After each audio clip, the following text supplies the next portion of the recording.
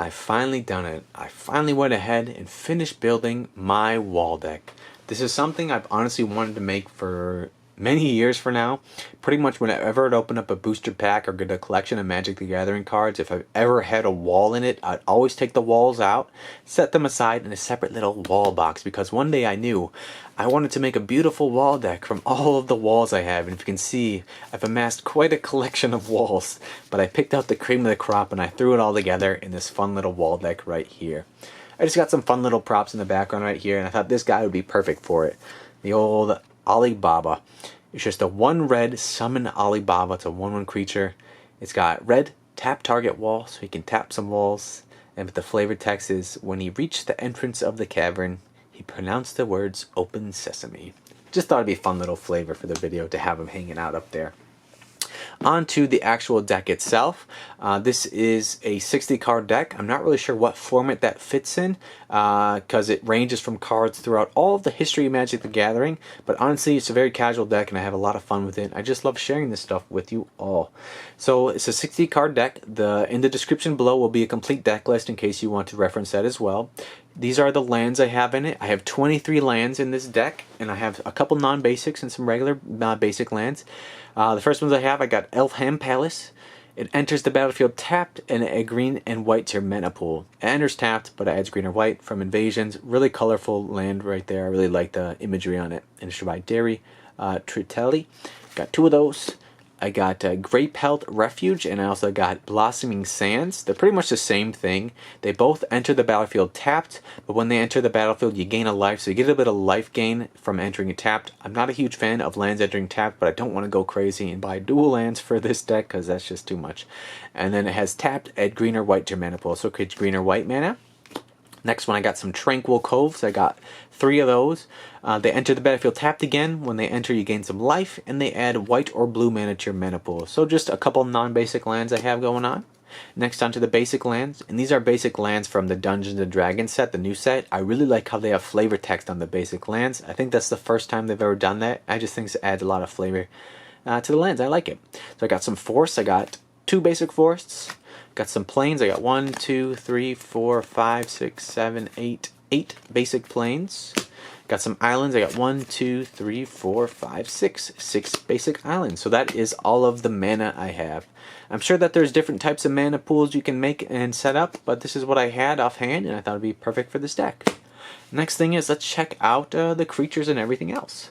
Pretty much this card right here is the one that really made me want to finalize this deck. Even though I've been collecting walls before this card even came out, this one really made me want to go for it. This is Arcades the Strategist from M19. It's a mythic rare legendary creature, Elder Dragon. Honestly, probably my favorite card from M19. And that's it just really is. I think it's a sweet card. I love what it does, and it's just sweet. It pretty much turns walls into creatures that can attack. Let's read what it does. It's got Flying and Vigilance. Whenever a creature with Defender enters the battlefield under your control, you draw a card. So pretty much all walls have Defender. They can't attack unless it says something else, but it can attack. And pretty much all my walls are going to be having me have some card draw. And then this is the text that really matters right here. Each creature you control with Defender assigns combat damage equal to its toughness rather than its power, and it can attack as though it didn't have Defender. Boom, that is it. So pretty much this makes all your walls, if it's a 0/6 wall, its power is 0, its toughness is 6, so it pretty much makes its toughness its power. So that 0/6 wall now becomes a 6/6 creature that can attack. And that thing can be very powerful because walls tend to be very cheap cost creatures because they usually don't have any attack. But cards like this make them able to attack and really gives you a lot of value for those cheap cost walls. So this deck is just a lot of fun. And again, this is Arcades the Strategist. It's 1, a green, a white, and a blue. Cool card, just standing on top of his wall tower right there, looking down, the Elder Dragon. I only have 3 of these in this deck because it does have the legendary rule, so that means you can only have 1 at a time on your your side of the battlefield at a time, unless you have a card like Mirror Gallery. So I only have 3 of these in here. Next, I got 2 of these right here. Tetsuko Umezawa Fugitive. I'm not sure if I'm pronouncing that correctly. I'm probably butchering it. 1 in a blue. It's a 1/3. It's a legendary creature, human rogue. It's from Dominaria. It's a legendary creature though, so it does have the legendary rule as well, so I only have 2 of them. Creatures you control with power or toughness 1 or less can't be blocked. So what that means is if a creature has power toughness 1 or less, and pretty much most of my walls all have like 0 power, so if I can somehow make them attack, like with this card right here, my walls are going to be unblockable. So this can be super powerful, and it's a very cheap card, 2-drop to put out there to make all your walls pretty much unblockable. He's just looking at you right there. So a very important piece to the deck. Next, I got some of the walls right here. I got 3 of these. Jeskai Barricade, 3 of these from Fate for Forged, I believe. 1 in a white to 0/4. It's got flash. You may cast a spell anytime you can cast an instant, so pretty much you can cast it in response to something. It's got Defender again, and it says when it enters the battlefield, you may return another target creature control to its owner's hand. So pretty much you can flash this out and save something. Say I had my Arcadius the Strategist on the battlefield, and my opponent wanted to murder it. I can then flash out Jeskai Barricade, bounce this back to my hand, and save it. Yeah, so that's pretty much what it is. I have these walls in here to save it, and it's a 2-drop 0/4, and I can use this as a 4/4 attacker if I want as well with cards like Arcadius the Strategist. So this is just to save some of the creatures I don't want to get destroyed. Next, I got 2 of these. Crashing Drawbridge. It's a 2-cost artifact creature wall with Defender. All walls have Defender. Some of the older walls don't say Defender on it, or don't say they can't attack, but pretty much all walls have Defender and can't attack. And it's a 0/4, but this is where it comes in. It has a tap ability that says creatures you control gain haste until end of turn, which can be very powerful, especially since walls are pretty cheap. If you only have like 4 mana, you can probably put out like 2 walls or something like that, and being able to tap this and attack with 2 walls could be game changing right there. So I got 2 of these. Just the Drawbridge is coming down, making you attack right away. They don't have to wait anymore. Fun card right there. Next, I got 3 of these. Wall of Nets from Exodus. It's a rare. Summon Wall. Walls can't attack. Tells you right on it. It's a 0/7. So cards with like Arcadius the Strategist can make this thing a 7/7 that can attack, which is powerful for 3 mana. But this ability on this card is ridiculous. At the end of combat, return from the game, or remove from the game all creatures blocked by Wall of Nets. So pretty much anything that this card blocks gets exiled. That's impressive. If Wall of Nets leaves play, return to play under owner's control. All creatures removed from the game with Wall of Nets. So pretty much whatever whatever's blocking, or whatever Wall of Nets blocks gets exiled. But if Wall of Nets leaves play, they return back to the owner's battlefield. But pretty much this is going to make your opponents not going to want to attack you or anything, because they're going to fear their stuff's going to be exiled. So I got 3 of those. Really great card. Next, I got playset or 4 Wall of Denial. It's a 1, a white, and a blue, so it's kind of an interesting mana cost. It's a 0/8, so with cards like Arcadius the Strategist, it can be an 8/8 with Defender, Flying, and Shroud. An 8/8 flyer that can attack with Shroud, and Shroud means it can't be targeted of spells or abilities. So this thing is pretty much untouchable in the sky. They can attack is an 8/8 for 3 mana. I mean, come on, this is crazy. Got a cool looking blue shield sphere with a bunch of hands. Stop in the comments. But yeah, and very impressive right there. Next one I got some Wall of Junk. Got a playset of these. It's a 2 mana artifact creature, and I do like how this is colorless, so whatever mana I have out, I can pop this on the battlefield. It's a 0/7, so pretty much this thing is going to be a 7/7 in the deck for 2 mana.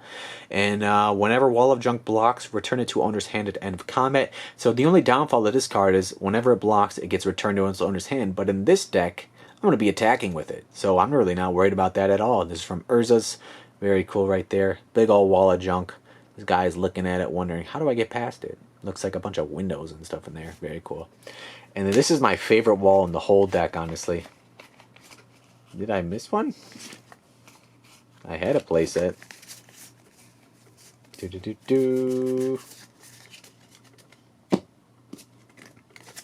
did it go? There it is.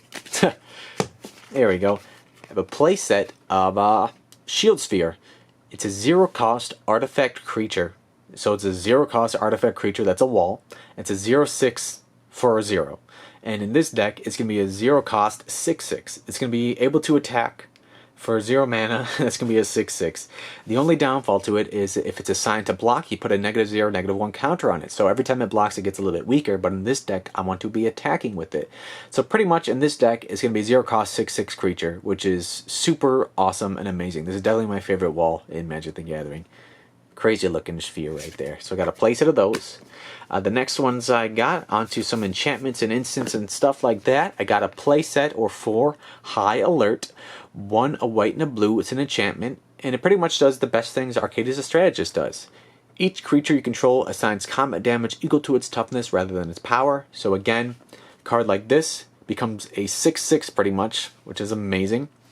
And since it's assigning its toughness to its power, its actual power is still 0. So cards like Tetsuko, this is unblockable if that's on the battlefield. So very powerful abilities right there. And then creatures you control can attack as though they didn't have defender. So again, this is going to let your walls able to attack. Otherwise, they would just kind of sit there. And then also has 2 a white and a blue untapped target creatures. You can attack with a wall and later untap it. But very cool. This kind of just helps your walls able to attack and deal a whole bunch of damage right here. Very fun right there. And then another card I have like that is right here. I got a playset or 4 Assault Formation. 1 and a green, so 2 mana enchantment. Each creature control assigns combat damage equal to its toughness rather than its power. So again, it's going to make my walls assign their toughness rather than their power as combat damage. So again, Shield Sphere would be a 6/6. And then it has green. Target creature or defender can attack this turn as though it didn't have defender. So this can make creatures with defender attack, but you do have to pay. But honestly, not bad for a 2-drop. And then it also has +2. 2 green, 2 and a green. Creatures you control get +0/+1 until end of turn. So it can pump up the toughness, which is pretty much like pumping up the power, because this makes them assign their power by toughness, which is very powerful right there. So I have 12 cards, or I have 11 cards in this deck that can help my walls attack and assign their toughness by instead of power as damage. So that's very powerful right there. And then the last cards I got is I got a play set of a Tower Defense. 1 in a green. It's an instant, and creatures you control get +0/+5 and gain reach until end of turn. This is an amazing card for this deck. It's an instant speed, so whenever I want to do it, I can. It's only 2 mana, and it gives it +5 toughness to creatures, all my creatures, which in this deck can be amazing. So say I had just like 2 shield spheres on the battlefield. I had say I had 2 of these on the battlefield, 0/6s, but in this deck they're pretty much 6/6s. Those then become 11/11s, and that is super powerful. For 2 mana, just giving pretty much 5 power to all my creatures is amazing and incredible. And giving them reach, why not? So pretty much you're going to be able to stop anything and everything you can think of. But anyways, this is my wall deck. This is something that I've really wanted to make for a long time. I just really enjoy Magic the Gathering. I enjoy making decks that just take cards, not how they're normally meant to be, and using them in just fun and wacky ways. And turning walls into giant attacking creatures is one of those ways. If you have any suggestions to my deck, I'd love to hear in the comments down below. And I just want to say thanks for stopping by, everybody. Hope you're all doing wonderful. Hope you're staying safe and healthy. Keep on keeping on. Game on. And I'll catch you on the next one.